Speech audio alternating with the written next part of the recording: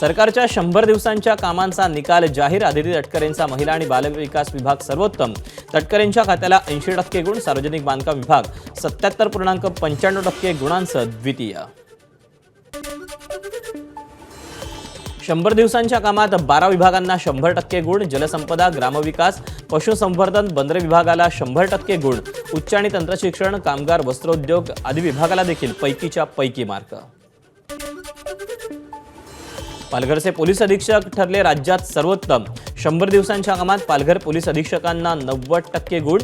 नागपूर ग्रामीण आणि गडचिरोलीचे पोलीस अधीक्षक द्वितीय स्थान. पोलीस आयुक्तांमध्ये MMRD क्षेत्रातील आयुक्त अव्वल. मीरा भाईंदरचे पोलीस आयुक्त 84.57% गुणांसह सर्वोत्तम. ठाण्याचे पोलीस आयुक्त दुसऱ्या स्थानी तर मुंबई रेल्वेचे पोलीस आयुक्त तिसऱ्या स्थानी. सरकारच्या 100 दिवसांच्या कामात उल्हासनगरचे पालिका आयुक्त राज्यात सर्वोत्तम. 100 पैकी 86% गुण.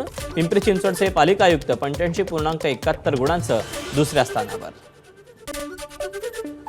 सरकारच्या 100 दिवसात चंद्रपूरचे जिल्हाधिकारी सर्वोत्तम. चंद्रपूरच्या जिल्हाधिकाऱ्यांना 100 पैकी 84% गुण. कोल्हापूरचे जिल्हाधिकारी 81% गुणांसह द्वितीय स्थानावर. 100 दिवसांचं टार्गेट न देता वर्षभराचं टार्गेट दिलं पाहिजे. वर्षा गायकवाडांची प्रतिक्रिया. सगळ्या विभागांनी चांगलं काम केलं, पण हे कायमस्वरूपी झालं पाहिजे. वर्षा गायकवाड यांचं मत. मुख्यमंत्री आणि उपमुख्यमंत्र्यांकडे असलेल्यांपैकी 3 खाती नापास. मुख्यमंत्र्यांकडील सामान्य प्रशासन विभागाला 35%हून कमी गुण. शिंदेंकडील नगरविकास विभाग आणि अजितदादांकडील नागरी पुरवठा खातंही नापास.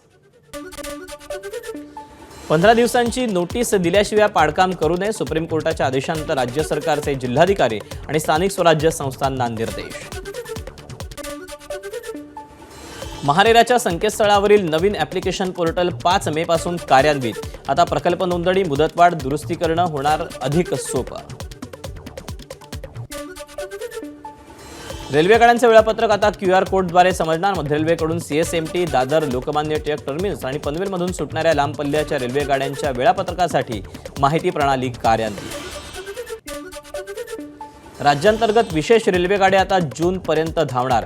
मध्य रेल्वेच्या निर्णयानं प्रवाशांना मिळणार मोठा दिलासा. अमूल दुधाचे दर 2 रुपयांनी वाढले. दर सर्वत्र लागू. ग्राहकांना महागाईचा आणखी एक फटका.